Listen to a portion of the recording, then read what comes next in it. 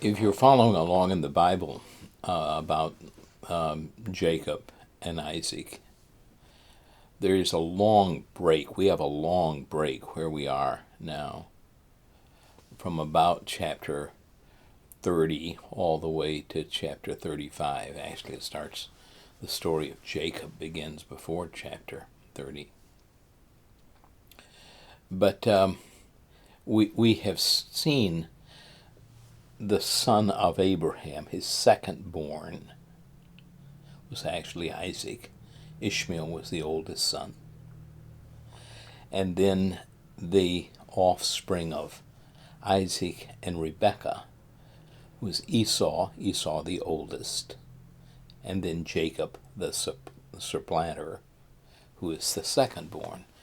And so there is a sort of tone that is set here that is followed throughout the book of Genesis. The second born is important. Though the firstborn, of course, according to the law, the firstborn son gets a double portion and is especially blessed by God for carrying on the family name.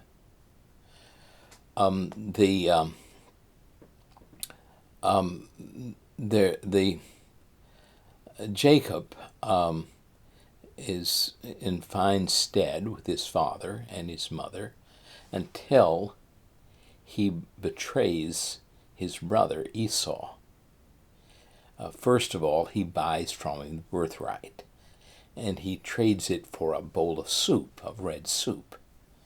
The Bible says that red stuff, but it is mentioned in the book of Hebrews, right toward the end of Hebrews, not in chapter 11 where you might expect it, but in chapter 12, there is a bare mention of Esau selling his birthright. If I can find the passage right away, it's in chapter 12.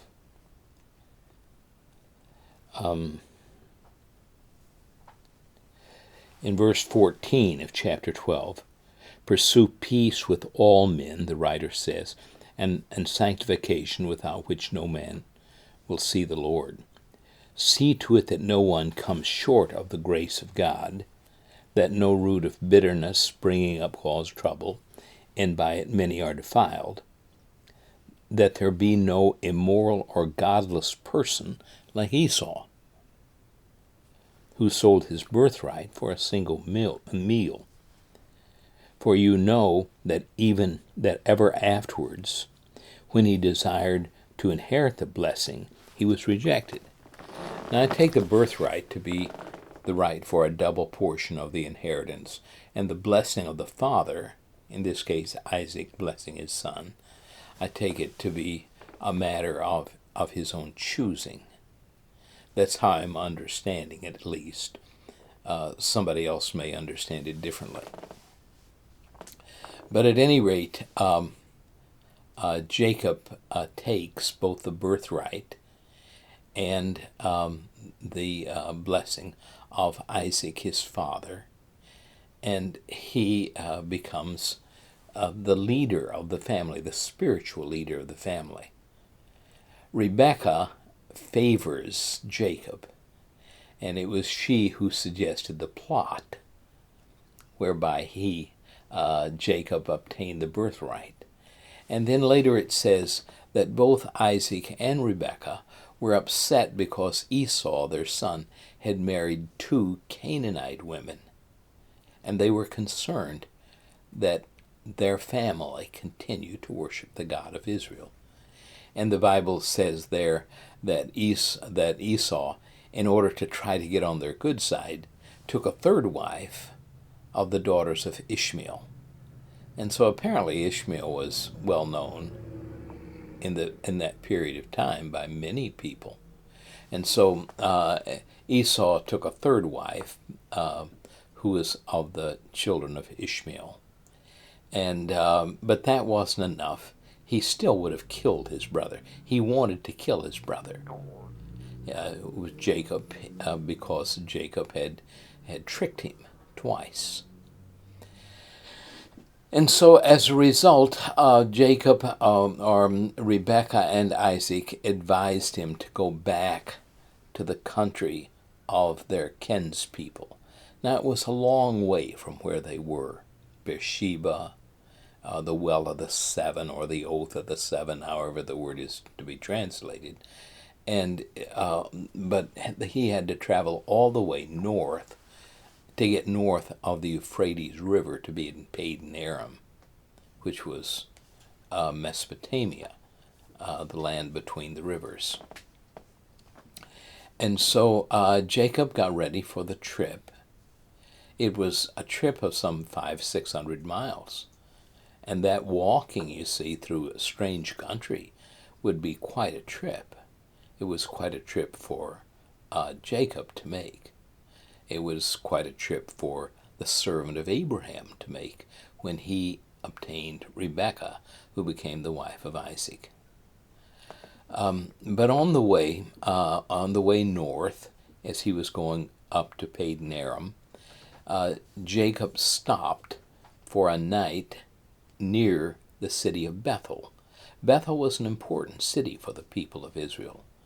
The word Bethel means house of God. And in Bethel, there was a lot of stones apparently in the place. And so he took one of the stones and it became his pillow for the night while he stayed there. And the Bible tells in much of our poetry and our literature, our songs, we sing about a rest for your head being a stone, as a kind of symbol of the persecution and the price that a Christian has to pay. And so, though your pillow be a stone, well, it was Jacob. This is all an allusion to Jacob. Jacob took the stone and it became his pillow. But while he's sleeping on the stone, he has a dream. He dreams that there is a ladder all the way up into heaven. And whether God is in heaven or whether he is on the earth beside Jacob, the lesson remains the same. And so there are angels ascending and descending. And this place where Jacob rests is a place of God. And so he calls it Bethel. El, God, the God of Bethel. Bethel means the God of Bethel. And so he names the place, he builds an altar there, as Abraham, his grandfather, had done. When he came into the land, he built an altar too near Bethel. And so Jacob builds an altar there and anoints the altar. There's a specific word that we have, a cairn. Occasionally you come across the word cairn, and it just means pile of rocks. And so Jacob builds a cairn, sort of a monument to God's appearing to him, and builds an altar there. And the altar was probably part of that. It was someplace, it was not a fancy, I'm sure it was not a fancy thing at all. But it was a place to remind him that God had appeared to him. And he took that as being sort of the center of the universe, where God came down and talked to humankind, to himself, to Jacob. And so he left that area then and traveled on northward across the Euphrates River to Padan Aram. And there's a nice story there that when he gets to the well where there's watering the sheep, that there are some brothers that are there, and they have a sheep that they want to water, and the shepherds have brought in sheep. And so Jacob asked them if they know Laban. Apparently Bethuel, the father of Rebekah, is dead by this time. Laban is mentioned whenever Rebekah goes to the land of Canaan, but barely mentioned. Now Laban is going to be an important part of the story. So Jacob talks to the brothers about their family, their background, and he realizes that God is with him. that that is his family that he's talking to. He must have had some idea where they lived.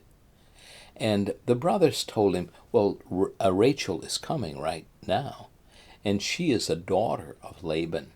Well, if she is a daughter of Laban, then she is a niece, or a cousin, I guess, a cousin of Jacob. Jacob's mother is Rebekah, and Rebekah and Laban are brother and sister.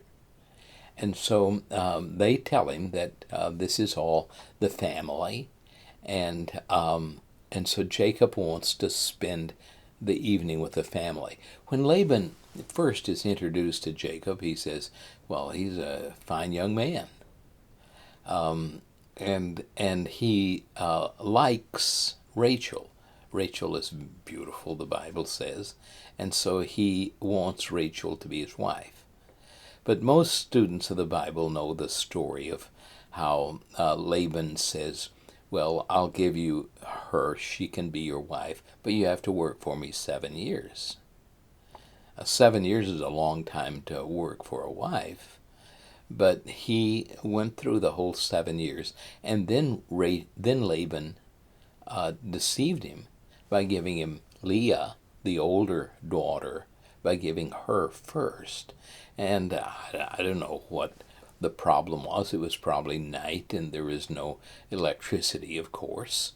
And so Jacob didn't realize that it was Leah the first night. And so Laban explained to him, well, our traditions are that the oldest daughter gets married first. And so you can have Rachel too, she can be your wife too, but you have to work 7 more years. And so Jacob has to work 14 years. He is called Jacob, incidentally, all along through this account. Jacob works 14 years for the 2 wives that he has. And then the offspring of the wives began to be mentioned. They are mentioned in the 29th and 30th chapter. The firstborn son of Jacob is Reuben. Leah has a child. She has 4 children, in fact, and Rachel has none. And so the oldest is Reuben, and then there is Simeon and Levi, and Judah is number 4.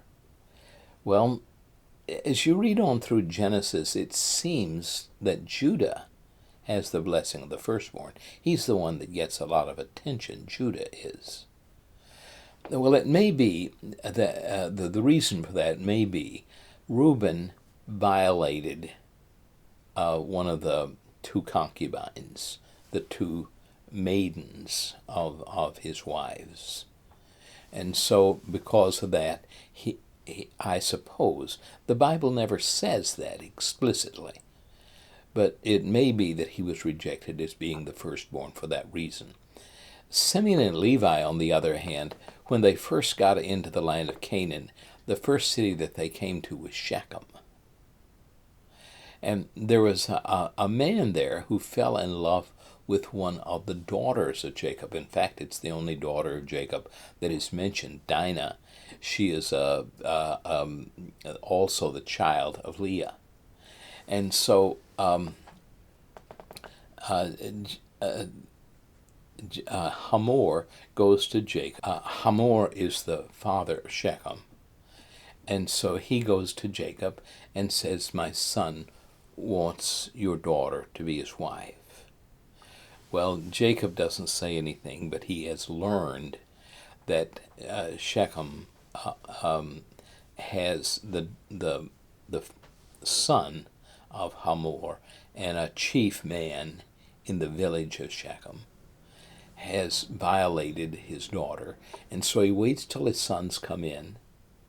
And Levi and Simeon says, you can't do this to our sister. You see, they were full brother-sister. And so Levi and Simeon say, fine, she can be the wife of Shechem except that all the men of the village have to be circumcised. And so while they are still sore from the circumcision, Levi and Simeon go into the village and they kill every male. And it may be because of their violence, because of the blood that they had shed, that they are never counted as inheriting the blessing of the firstborn. And that brings us down to Judah, who is the fourth. I'm not sure that this is true. The Bible doesn't explain to us why those three don't receive the blessing and why the blessing is given to Judah. However, in the 49th chapter of Genesis, when we come right to the end of Genesis, when Jacob is blessing his children, it says, the Simeon and Levi are passed over quickly, and then Judah, your brethren shall praise you. Your hand shall be on the neck of your enemies. Your father's sons will bow down to you. The scepter shall not depart from Judah. Now that is often cited. It's a passage that is often cited. And it says, the scepter shall not depart from Judah, nor the ruler's staff from between his feet, until Shiloh come. Now that passage is understood to be a messianic passage, although there you can tell by listening to it that there is nothing about the Messiah, nothing about Jesus of Nazareth that is actually said there. But it's understood that way. It has been understood for generations by many, many people in that way. And Judah is certainly given a prominence here in the 49th chapter in the blessings that Jacob gives to his children that the others do not have. And so Judah becomes sort of prominent. The word Jew comes from Judah. It was David, of course, was from the tribe of Judah, and the ruler of the people of Judah for the southern kingdom were for many hundreds of years were from the descendants of David. Well, Jacob has 10 sons, and then Rachel has a child, and his name is Joseph. When I was trying to memorize Hebrew for vocabulary, I always appreciated Joseph because the word Joseph means he added, and that's what the verb means. Somebody added, and it's a common word in Hebrew.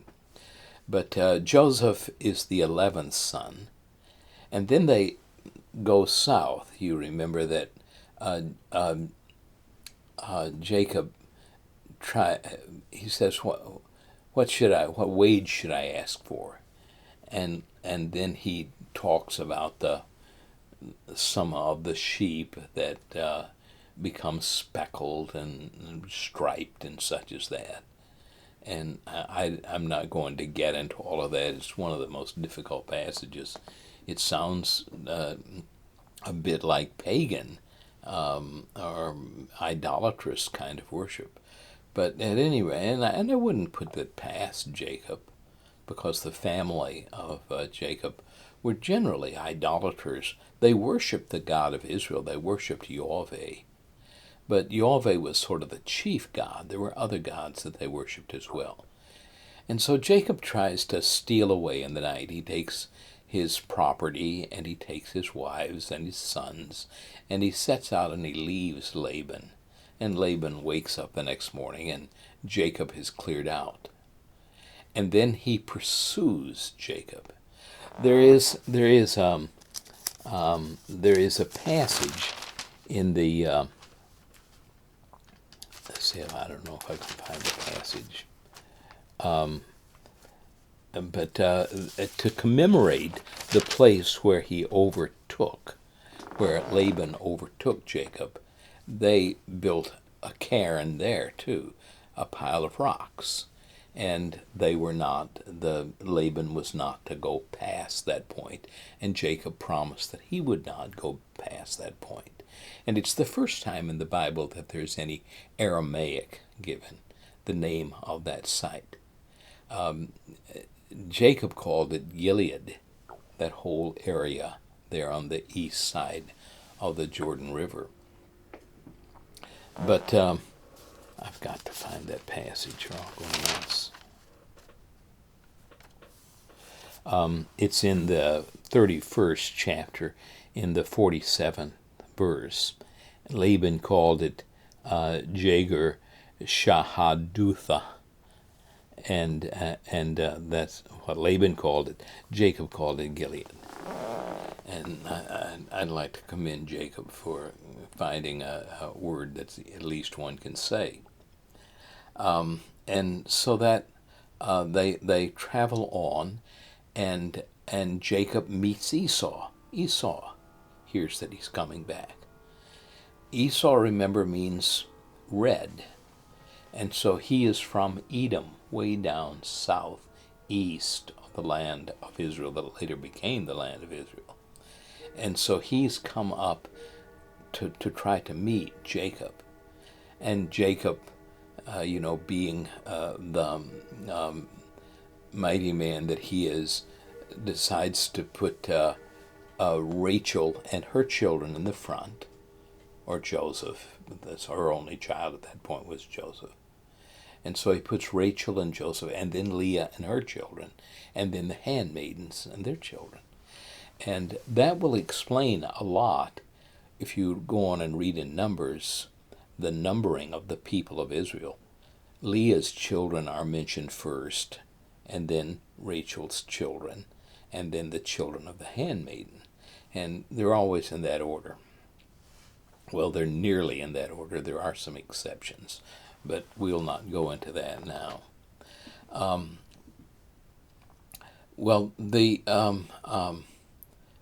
Jacob and Esau make up, and Esau goes back to his homeland. And it's in that context where Jacob crosses over the river Jordan again and comes to the brook Jabbok. There are 4 brooks, wadis, as the Hebrews call it, that come into the Jordan River from the east. The northernmost one is near the Sea of Galilee. It is the Yarmouk, and the next one down is the Jabbok. And then there are 2 that flow into the Dead Sea itself, the Arnon, which is the northern extent of Moabite territory, and then the Zered, which is the southernmost of these streams. But there are 4 of them that run into the Jordan River from the east. And so Jacob crosses over the Jordan and crosses the Jabbok. Presumably he is on the south side of the Jabbok. And while he's there, a man comes, one of the most mysterious stories of the Bible. A man comes and wrestles with Jacob. And Jacob wins the wrestling contest. And it turns out that the man is God. God is divine. Jacob wrestles with God and prevails against God. There is a statement that's very confusing at the end of the 32nd chapter. Therefore, to this day, it says, the sons of Israel do not eat the sinewy of the hip, which is on the socket of the thigh, because it touched the socket of Jacob's thigh in the sinewy of the hip. That's a sort of standalone statement. There's nothing in the law of Moses that says anything about that. In Exodus, Leviticus, Numbers, Deuteronomy, nothing is said about that being a law for the people of Israel. But after this, Israel means Prince of God, and Jacob's name is changed to Israel in the course of that contest. And from that point on, he is often called Israel. But up until that point, he is called Jacob. He is the supplanter. Now he becomes the Prince of God. And so there is a long period of time when Jacob God must have seen in Jacob a propensity, an ability, a willingness to be a spiritual lead of his family. They finally left the area of Shechem after the disgraceful things done there and passed by Bethel again, where Jacob had set up the altar, and they came down to Beersheba, where they were to live. And so Jacob becomes or lives in the land where his fathers do. In the course of telling us about Jacob, there are several times that the Bible repeats the same promise, essentially the same promise that had been given to Abraham and Isaac. To him and to his descendants was to be all of this land. But while he is in the south country, Rachel bears a second child, Benjamin. Benjamin means son of the right hand. And I've thought many times that this name illustrates how culture enters into interpreting the Bible and how we can get the wrong idea if we don't get back into that time. He is called son of the right hand because he is born in the south, I think.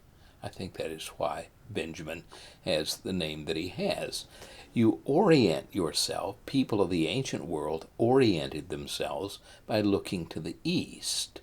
And we still say the Orient. If I were to say I'm making a trip to the Orient, people would understand that maybe Japan or Southeast Asia or someplace like that is what I had in mind. But it's east. And so Jacob, the 12th son, Benjamin, was born by Rachel in the south. But Rachel died in the process. Now one of the maidens has died, Rachel's maid has died, and Rachel herself dies. The Bible never mentions the death of Leah or of Leah's maiden. But the rest of the story of Genesis is about Jacob, about his coming to the land of Egypt, about Joseph's going before them, and so Jacob and Joseph become the lead characters in the rest of the book of Genesis. And so we'll continue there.